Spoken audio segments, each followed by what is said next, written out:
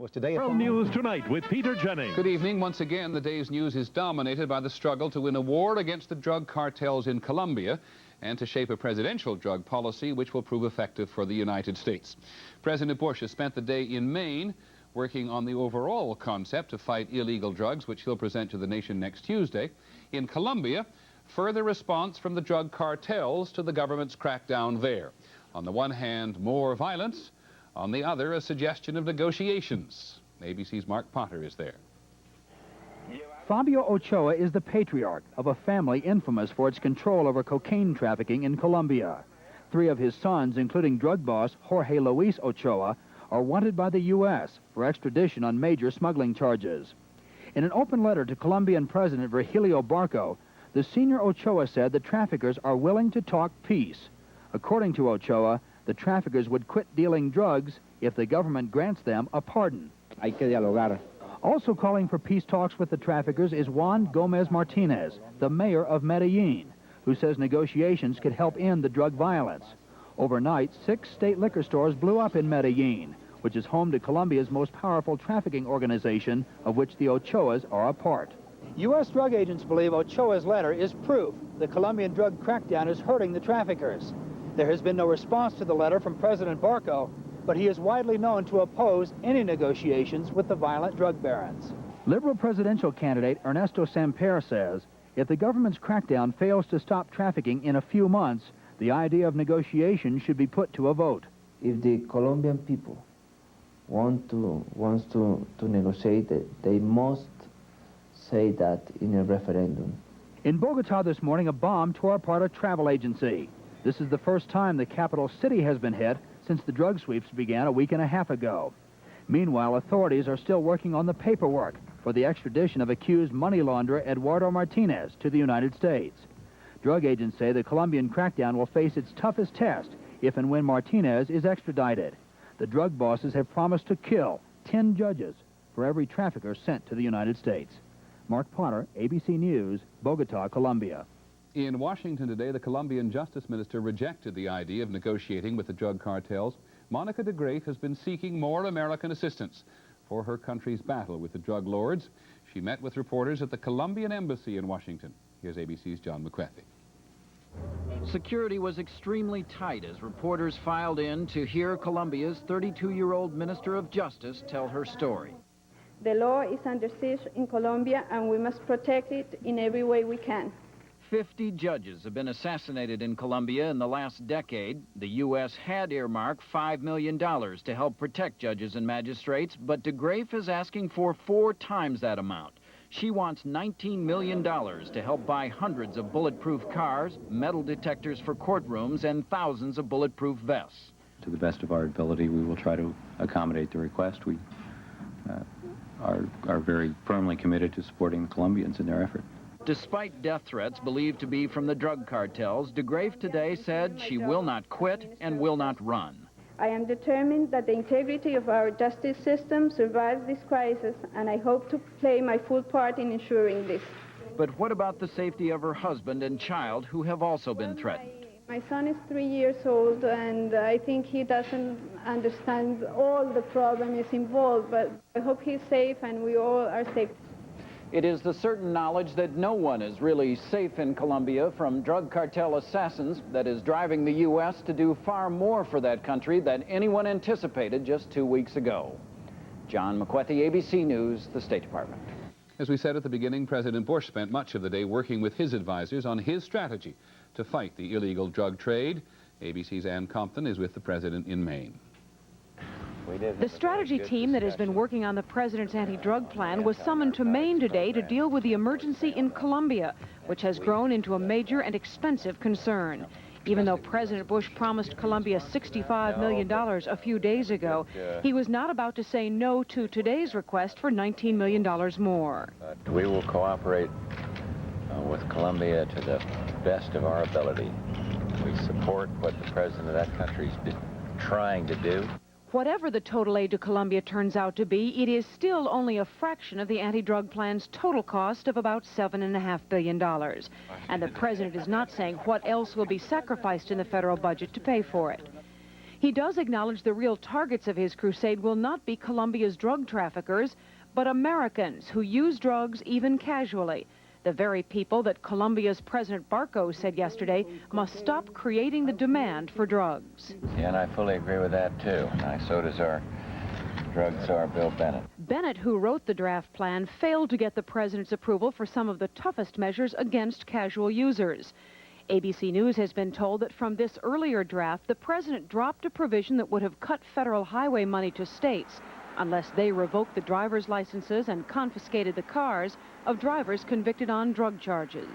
When the president takes his case to the American people 1 week from tonight, he will be asking for a moral commitment to cut drug use in this country 50% over the next decade. Ann Compton, ABC News, Kennebunkport. In a moment, the other news. The murder of a black teenager leads to a new debate over racism. And later in the broadcast on the American Agenda, trying to save a whole generation of black teenagers. And a new rule in the National Football League. It is hardly the subject of ABC. This is World News Tonight with Peter Jennings. Good evening. It's become a typical day in Colombia. 3 more judges have quit their jobs after being threatened by the murderous drug cartels. The government has imposed a curfew in 9 cities in the heart of cocaine country, including the cartel's capital, Medellin. Today, the government intercepted an arms shipment destined for the cartel's gunmen. Still, the mayor of Medellin says he needs 3,000 more national policemen to support the 4,000 he already has. For too many Colombians, too much like just another day. ABC's Peter Collins is in Medellin. Today in Medellin, military police were patrolling the streets looking for bombers. Last night, terrorists said to be working for the Medellin cartel were trying to put in place these rockets for an attack on a government-owned distillery when the attempt was broken up by security guards. 13 bombs have gone off in Medellin since the weekend, all aimed at government-owned banks or state liquor stores. The city's mayor, who favors talks with the drug traffickers, today signed an order imposing a 10 p.m. to dawn curfew in the city. Don Fabio Ochoa is the father of 3 sons, all wanted for extradition by the U.S. In an interview with ABC News, he said that although his sons had done great damage to the United States and deserved to be punished, they would prefer a grave in Colombia to a jail in the United States. Aquí también tenemos justicia. We too have a court system. Let us punish our sons in our own country. Ochoa said American aid to the Colombian government is a great cruelty because it will mean more bloodshed, more war. The elder Ochoa, who is believed to stay completely out of the drug trafficking business, said he believes his 3 sons are still in hiding in Colombia. And he said he would personally broker a deal in which the cartel leaders would vow to give up their cocaine business if allowed to live freely in Colombia and enjoy their wealth. It would give me the greatest pleasure if I could do that for my country. The drug money brought wealth to some here in Medellin and added to its growing skyline. But now that this city is terrorized by violence, its people are divided about how to restore peace. Many here say the government should not give in to the cartel, but should at least talk to its leaders. The immediate solution is dialogue with everyone. We are living in a situation now when one doesn't know when the bomb is going to be for you. One of the reasons why people here have mixed feelings about the cartel is because some benefit from drug money. This housing project for the poor in Medellin was built by Pablo Escobar, one of the drug kingpins. Peter Collins, ABC News, Medellin, Colombia. Well, Escobar is not universally loved. He was the target earlier this year of an assassination attempt, one that involved British mercenaries. As ABC's Pierre Salinger reports, there is some mystery about who was behind it. The 12 British mercenaries assembled in Colombia in March of this year. For 11 weeks, they trained for the assassination attempt in a mountain jungle and recorded much of it on videotape. Little by little, the equipment they needed arrived, arms and explosives made in the United States, and a Bell 205 helicopter. The mercenary leader, Dave Tompkins, gave the helicopter a new look.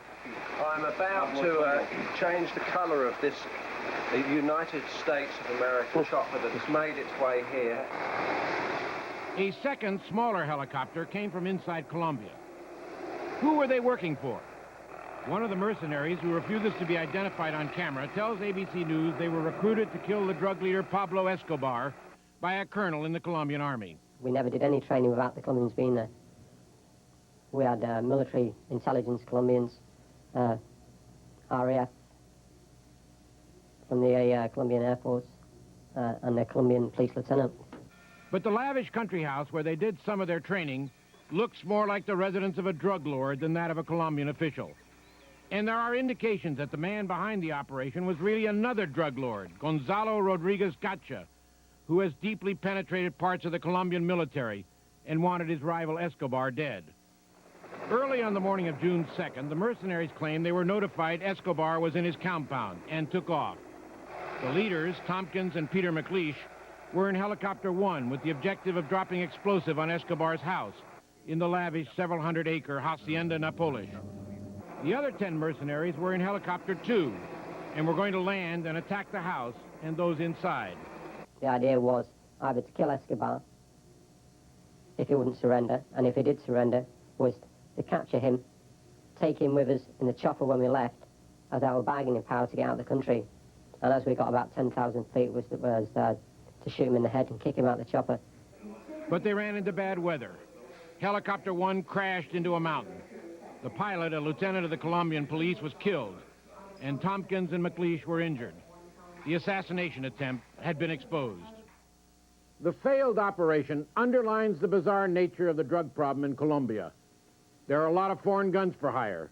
Israeli, British, and other mercenaries have been reported training drug traffickers. Now it seems the drug lords can find mercenaries used against them as well. Pierre Salinger, ABC News, London.